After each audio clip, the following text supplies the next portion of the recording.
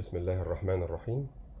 Dear friends, today with a new presentation about a very important topic, role of lung ultrasound in critical care. And I believe lung ultrasound now is a very basic skill for all critical care physicians.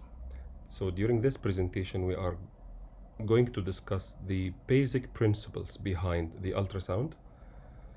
Then we'll move to the normal lung ultrasound scan, and finally with lung ultrasound scan in abnormal conditions.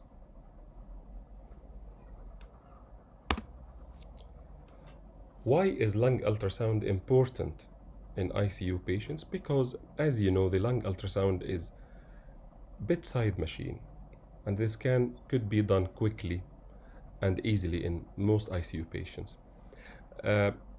Moreover, it has very high diagnostic accuracy if compared with clinical examination and chest X-ray combined. Very high sensitivity and specificity as well. Also, it doesn't expose our patients to unnecessary ionizing radiations every now and then, and it avoids the unnecessary risk behind the patient's transfer to radiology departments. Also, it can guide our treatment regarding fluid management or mechanical ventilator weaning, or even therapeutic procedures like thoracocentesis. So it's very, very important to master that skill as much as we can. Now, with the classic beginning, I would say very silly beginning about the some physics to understand the basic principles, but we will take it very simply just to understand what we need. Ultrasound, or sound wave in general, has frequencies. The frequency we can hear is the between 20 Hertz and the 20 kilohertz. This is the acoustic level. Below that is infrasound, and higher than that is the ultrasound. So ultrasound is basically any sound wave with frequency higher than 20 kilohertz.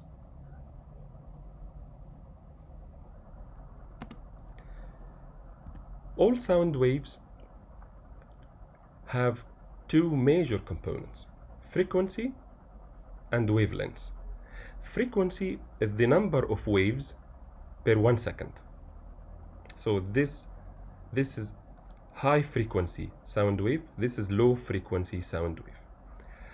And both factors are inversely related to each other. So it's very clear here that if there is a high frequency, the wavelength is going to be short. The wavelength is the distance between, or it is the length of the single sound wave. So can be measured from the top to the top, or from the bottom to the bottom, from the beginning to the beginning, as you like.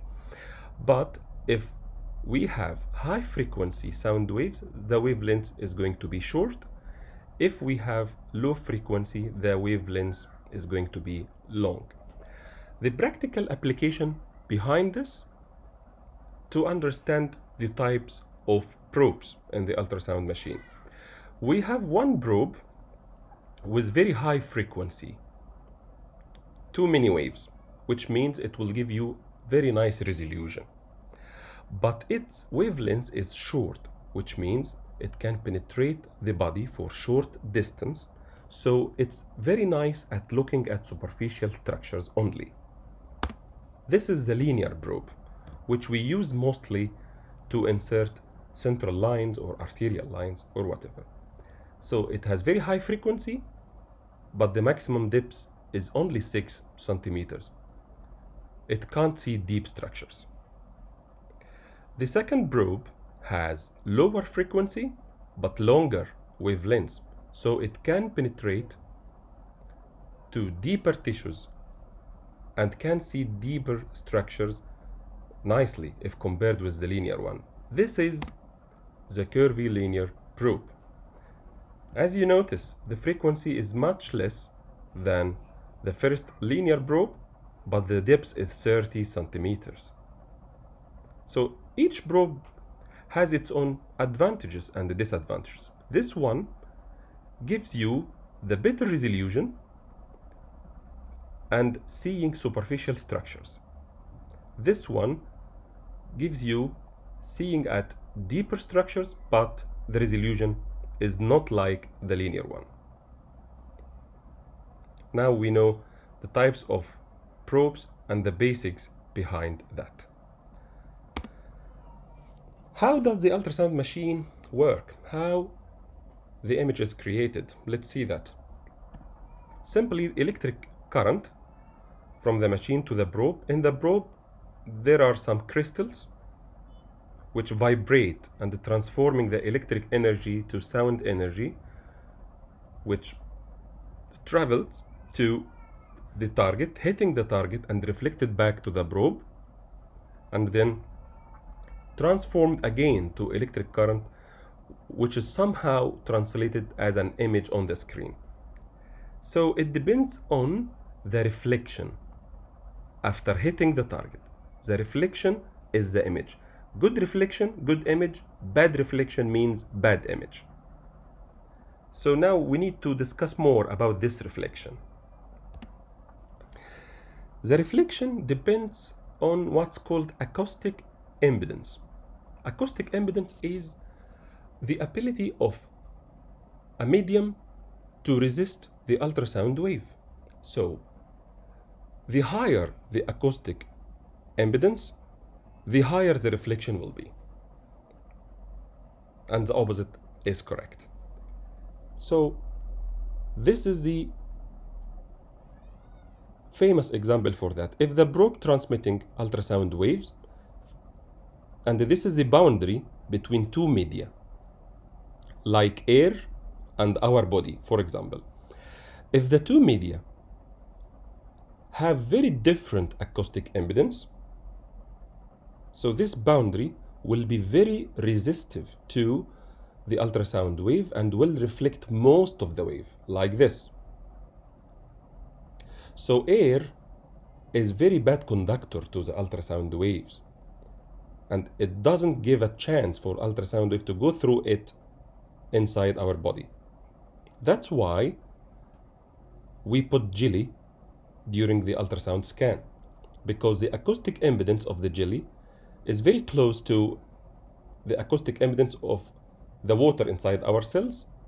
So the most of the ultrasound waves now will find no big difference between the acoustic impedance between the two media, so most of it will be transmitted inside our body, then will be hitting structures and go back again to the transducer to create an image.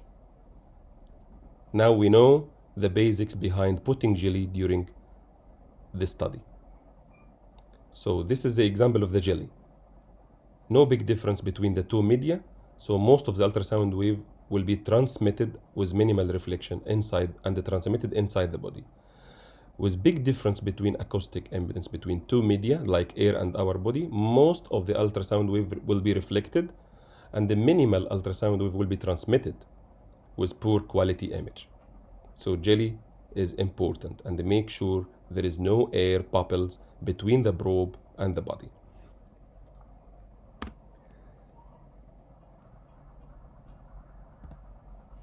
How can we see air, fluid, and the tissues during ultrasound scan? We know that chest X-ray or X-ray study in general, we can see the air like black colored and the fluid white colored. Here is quite the opposite. Fluid, for example, either blood or serous fluid, pleural effusion, pericardial effusion, any kind of fluid doesn't resist the ultrasound waves. So most of the ultrasound waves will penetrate through fluids with minimal reflection to the probe. So there is no image and will be black like this. It's called anechoic. So here, this is echo, heart. We can't see blood. Black spaces, anechoic. This is blood because fluid doesn't reflect ultrasound back to you.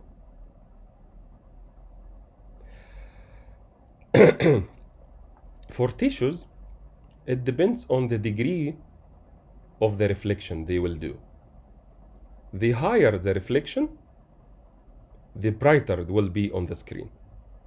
And this is the difference between the posterior wall of the LV and the pericardium. Pericardium is more reflective. That's why it is brighter. So this is isoechoic, this is hyperechoic. It's very clear the difference now. For the bone, it doesn't give the chance at all for the ultrasound wave to penetrate it through. So most of the ultrasound waves will be reflected back. So we can't see bones by ultrasound. This is an example, normal lung ultrasound scan. This is the inferior rib and the superior rib. Circle of anechoic structure. This is the rib because it doesn't give any chance for the ultrasound wave to penetrate through. That's why there will be shadow behind it. This is how we see bones.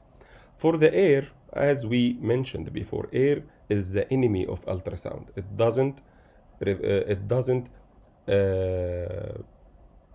penetrate or give the chance to ultrasound waves to penetrate the air, and it reflects the ultrasound waves everywhere, so we can't see any structure which is air filled clearly. So this is the lung. We can't see the lung as a clear structure like the liver because most of the lung is simply air. This is the basics why we see fluid like anechoic spaces like this. So if the probe is here, some waves will be hitting here and reflected back, so we can see the anterior wall. Some waves will continue through the blood with no reflection, so it is anechoic space. Then some waves hitting the septum and back to the transducer, so I can see that structure, the septum. Some waves will go through the journey through the blood with no reflection, so I can see anechoic space here in the LV. Some waves will hit the posterior wall with reflection, and others will continue to hit the pericardium with reflection, so I can see different structures all over 10 centimeters of depth. This is the way it works. So remember, fluid is black. Tissues, isoechoic or hyperechoic according to the degree of reflection. The higher the reflection to the probe, the brighter will be on the screen. And this is the same example, the pleura. Very reflective structure. It reflects most of the ultrasound waves. That's why we see the pleura very bright like this, hyperechoic line like this. Another fact about the angle of reflection, very important. To get the best image possible, you need to be vertical to the structure of interest. If you are not like this, the beam will hit the target and reflected away from the probe. So the image will be quite poor.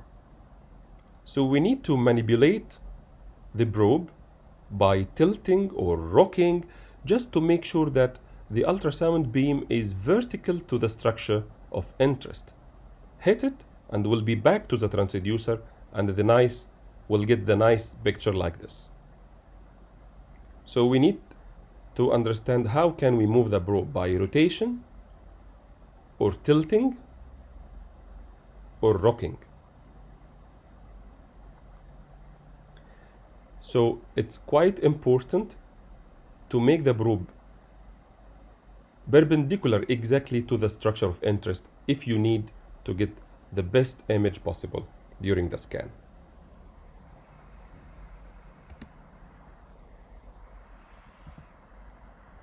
What about the ultrasound modes and the knobology? We have two modes in ultrasound machines. The B mode, which is the classic two-dimensional view. So one dimension from the head to the foot, superior to inferior, and the other dimension from anterior to posterior. So this is classic two-dimensional view. This is the B mode. And this is ultrasound for the heart. RV, septum, LV, posterior wall. M mode is to bring the cursor and do like cross section in all structures like this, and you will get the result like this. So firstly we cut the RV. This is the cut through the RV. Then the septum. Here is the septum. Then the anterior and the posterior mitral leaflets. This is the anterior and the posterior mitral leaflets, and finally the posterior wall and the pericardium.